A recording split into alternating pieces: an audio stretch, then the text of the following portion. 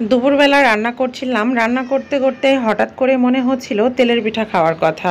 মিষ্টি খেতে আমি পছন্দ না করে থাকলেও মিষ্টি পিঠা জাতীয় খাবারগুলো কিন্তু আমার ভীষণ ভালো লাগে। আমার মনে হয় শুধু আমি নয়, অনেকেই এটা করে থাকে যে মিষ্টি খেতে পছন্দ না করে থাকলেও মিষ্টি পিঠা জাতীয় খাবার খেতে ভালোবাসে। এই তেলের পিঠাটা এক এক এলাকায় এক এক রকম নামে পরিচিত। কোনো এলাকায় এটার নাম পাকোয়ান পিঠা, কোনো এলাকায় এটার নাম তেলের পিঠা, আবার কোনো এলাকায় এটার নাম পোয়া পিঠা। আজকে আমি তেলের পিঠাটা বানাবো শুধুমাত্র সুজি এবং আটা দিয়ে। তো চলুন কিভাবে বানাচ্ছি সেটাই আপনাদের সঙ্গে শেয়ার করি। হ্যালো বন্ধুরা, আসসালামু আলাইকুম। এখন আমি চুলা জ্বালিয়ে নিলাম এবং তার উপরে পানি বসিয়ে দিলাম। যে পানিটা আমি এখন চুলার উপরে বসালাম, এই পানিটা একদম ফুটন্ত গরম পানি হতে হবে। তারপরে ছোট্ট একটা গামলায় আমি 1.5 কাপ পরিমাণ চালের গুঁড়ি নিলাম।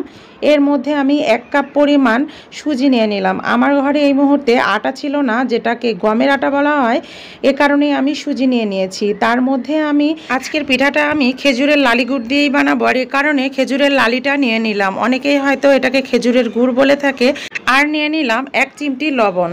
কোনো কোনো এলাকার মানুষ এই লবণটাকে অ্যাভয়েড করে, আবার অনেকেই এই মিষ্টি জাতীয় খাবারে লবণ ব্যবহার করে, আর এ কারণে আমিও দিলাম। এখন আমি কিছুক্ষণের জন্য এই ডোটা রেস্টে রেখে দিব এবং কিছুক্ষণ পরে আবারও আমি ফিরে আসব। তো কিছুক্ষণ মোটামুটি আমি 20 মিনিটের মতো রেস্টে রেখে দিয়েছিলাম। এখন আমার কাছে মনে হচ্ছে এই পিঠার ডোটা আমার কাছে একটু ঘন মনে হচ্ছিল, এই কারণে একটু পানি নিয়ে নিলাম। সেই গরম যে পানিটা সেটা আরেকবার একটু গরম করে দিয়ে দিয়েছি।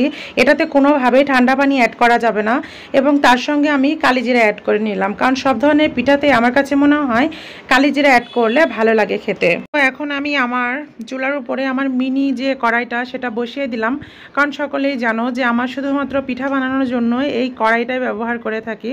তো প্রথমে আমার ক্যামেরা অন করতে মনেই ছিল না, আমি প্রথম পিঠাটা দিয়ে দিয়েছিলাম। তো এই তো আমার প্রথম পিঠা।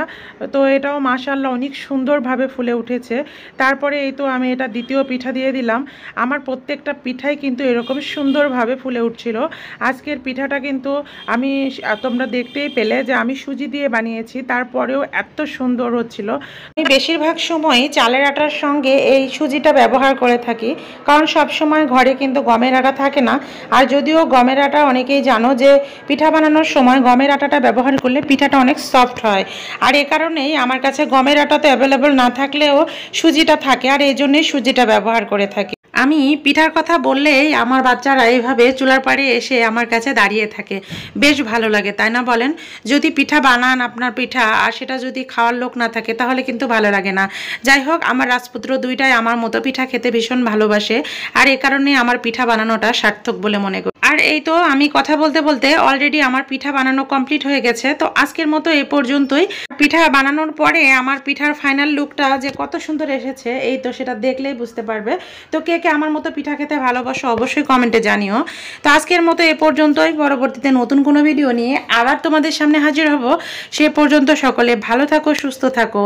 আর হ্যাঁ, অবশ্যই ভিডিওটি ভালো লাগলে লাইক, কমেন্ট এবং শেয়ার করো। ইউটিউব থেকে দেখে থাকলে চ্যানেলটা সাবস্ক্রাইব করো, আর ফেসবুক পেজ থেকে দেখে থাকলে পেজটা ফলো দিয়ে রেখো। আল্লাহ হাফেজ।